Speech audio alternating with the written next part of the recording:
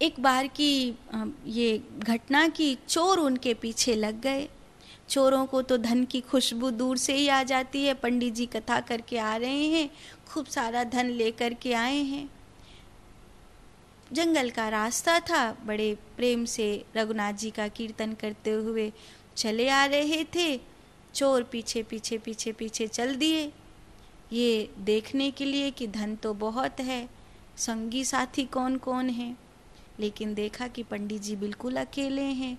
संगी साथी तो सब पंडित जी के अगल बगल निकल गए, अभी तो पंडित जी एकदम अकेले हैं। धन पोटली में पर्याप्त है। इधर श्रीधर जी ने ध्यान ही नहीं दिया, कोई राहगीर होंगे, चलो अच्छा है, अकेला रास्ते पर जा रहा था, ये राहगीर मिल गए, ये भी चलो ठीक है कि संग साथ हो गया। भैया तुम भी ठाकुर जी का नाम गा लो, संग मिलकर कीर्तन करते हुए जाएंगे तो बड़ा सुख होगा। श्री राम जय जय राम, श्री राम जय जय राम। तो चोरों ने कहा, अकेले हो, कोई साथ नहीं आया है? तो कहा, नहीं नहीं, मैं अकेला कभी नहीं जाता आता हूँ, मैं कहीं अकेला नहीं रहता, रघुनाथ जी हमेशा मेरे साथ रहते हैं। अच्छा, कहाँ हैं? मेरे साथ हैं, मैं तो कभी अकेला कहीं घर से निकलता ही नहीं, जब भी जाता हूँ कहीं से आता हूँ रघुनाथ जी मेरे साथ रहते हैं। चले जात मग ठग लगे कहें संग कौन, संग रघुनाथ मेरे जीवन आधार हैं। उन्होंने कहा कि रघुनाथ जी जो मेरे जीवन आधार हैं, मैं सदा उनके साथ ही जाता आता हूँ, कभी अकेला कहीं जाता आता नहीं, वही मेरे साथ रहते हैं और अभी भी वही मेरे साथ हैं। चोरों ने अगल बगल देखा, रघुनाथ कौन है भाई, जिसके बल पर ये इतना धन लेकर अकेले जंगल के रास्ते चल पड़े हैं, देखो कौन है रघुनाथ। अगल बगल देखा, कोई दूर दूर तक नहीं दिखाई देता। पंडित झूठ बोल रहा है, कहीं दूर दूर तक कहीं कोई रघुनाथ नहीं दिखाई दे रहे हैं। जैसे ही चोरों ने आपस में इशारा किया कि कहीं दूर दूर तक कोई रघुनाथ नहीं दिखाई दे रहे हैं, कोई है ही नहीं, पंडित जी अकेले हैं। तो जानी इन को नहीं मारे बे उपाय करे। इन्होंने देखा कि कोई नहीं है, पंडित जी झूठ बोल रहे हैं, इनको समझ में आ गया है कि हम चोर हैं और अगर इन्होंने अब हमें पहचान लिया है, अगर इनको अब हम जीवित छोड़ेंगे तो राजा के द्वारा ये हमको मरवा देंगे, इसीलिए अब खाली धन लूटने से काम नहीं चलेगा, अब तो इनको मारना ही एकमात्र हमारे पास उपाय रह गया है, क्योंकि इन्होंने हमें पहचान लिया है और ये राजा से हमारी शिकायत कर देंगे, इसीलिए इनको मार देना चाहिए। और धरे चाप बाण आवे वही सुकुमार है। जैसे ही इन चोरों ने श्रीधर जी को घेर कर मारने का उपाय किया कि उसी समय रघुनाथ जी वास्तव में वहाँ प्रकट हो गए।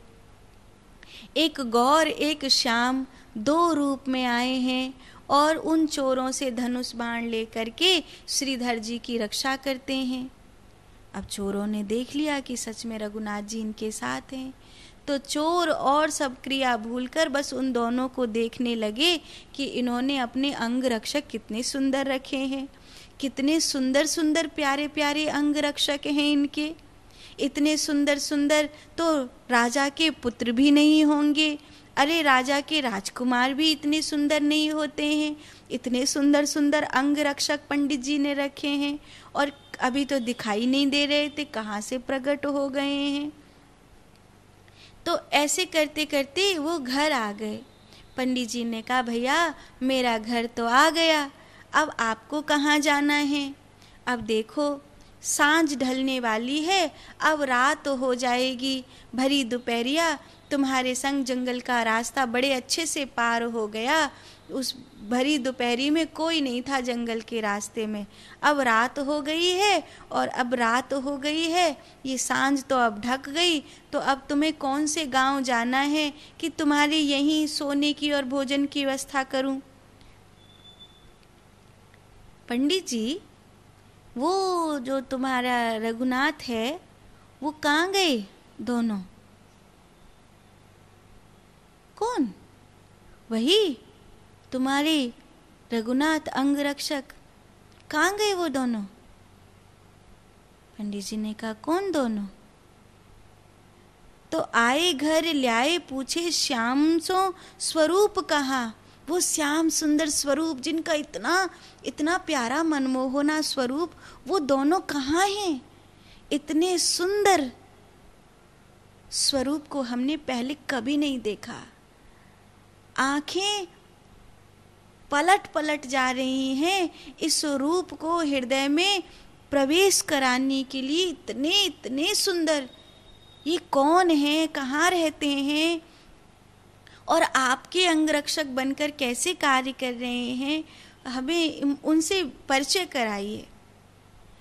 जाने वे तो पार किए आपू डारियो भार है।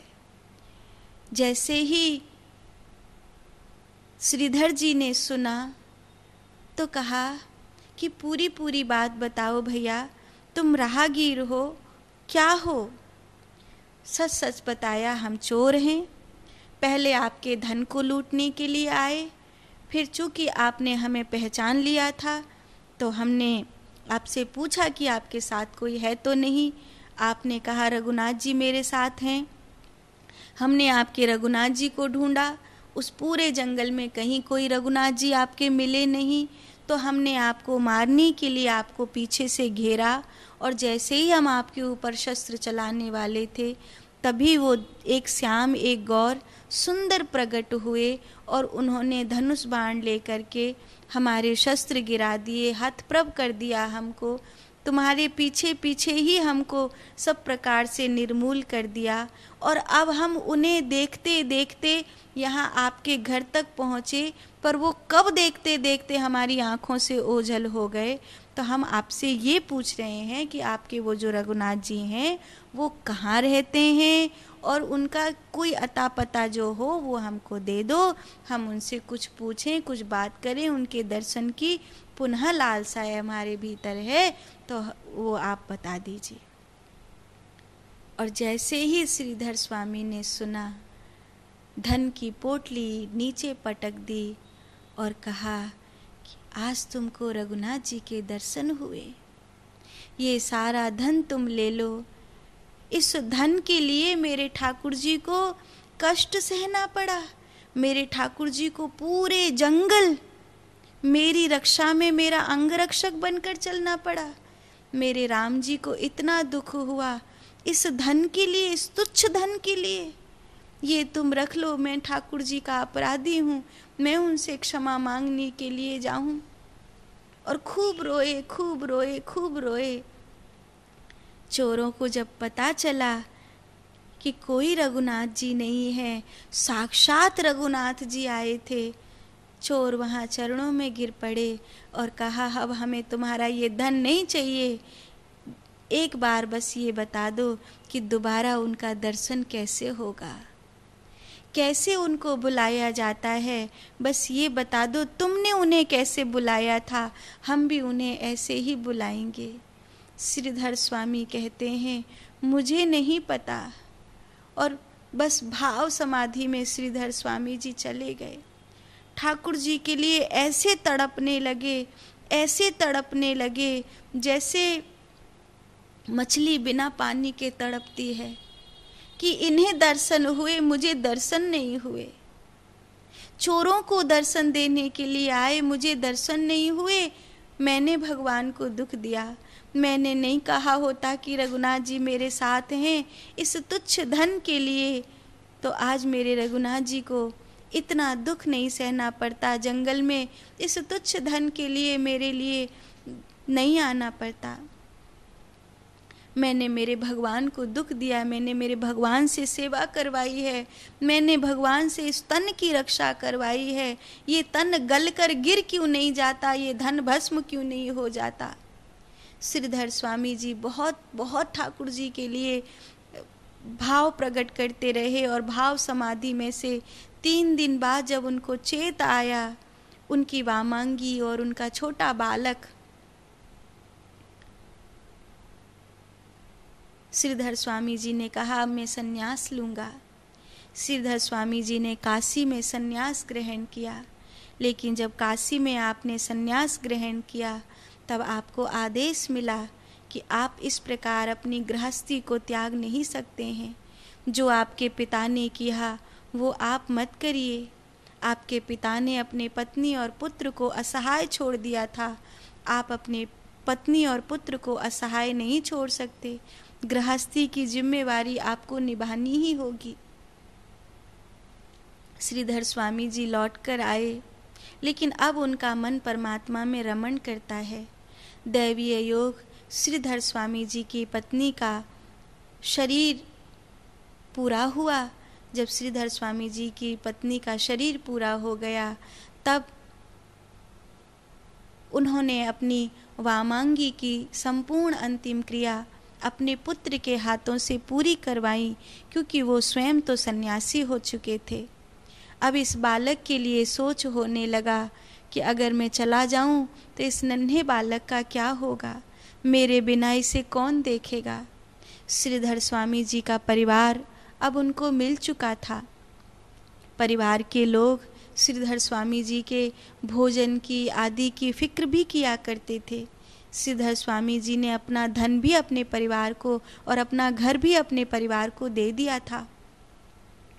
ऐसा नहीं है कि उनका बालक पल नहीं पाएगा, लेकिन बार बार यही सोच होता है कि जब मेरी माँ नहीं रही, पिता नहीं रहे, तो मुझे गौशाला में गैया मैया ने पाला, इस नन्हे बालक को कौन पालेगा, इस नन्हे बालक की कौन मेरे बिना देख रेख करेगा।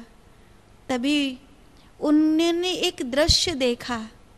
उन्होंने देखा जहाँ वो ध्यान करने के लिए बैठे थे एक वृक्ष के नीचे, उन्होंने देखा कि एक घोंसले में से एक परिपक्व अंडा गिरा। गिरते गिरते ही वो फूट गया और उसमें से एक नन्हा शिशु, पक्षी शिशु निकला। अभी वो बिलबिला रहा था, इधर उधर मुंडी हिला रहा था। उसे भोजन की आवश्यकता थी कि उसी समय हवा का झोंका आया और हवा के झोंके के साथ कुछ खेत में पड़े हुए जो वो अन्न के दाने थे वो उड़कर इधर उधर आने लगे। उन अन्न के दाने और तिनकों के साथ उस नन्हे बालक जो अभी अभी अंडे में से फूट करके निकला है, पक्षी शावक, उसके मुख में वो अन्न का दाना आ गया। तभी एक पतंगा, कीट उड़ता हुआ आया, जो उसका भोजन है उसने उसको खा लिया। श्रीधर स्वामी जी ने देखा कि तू तो सबकी व्यवस्था करता है। जब तू सबकी व्यवस्था करता है, मेरे बचपन में भी कौन था? गौ माता ने मुझको पाला, मेरी विद्या की व्यवस्था हुई, मुझे गुरु मिले, मुझे आराध्य श्री नरसिंह भगवान मिले। सब कुछ तो आपकी कृपा से हुआ, किसी व्यक्ति ने नहीं किया। तो फिर मैं क्यों चिंता कर रहा हूँ? मुझे चिंता करने की कोई आवश्यकता नहीं है।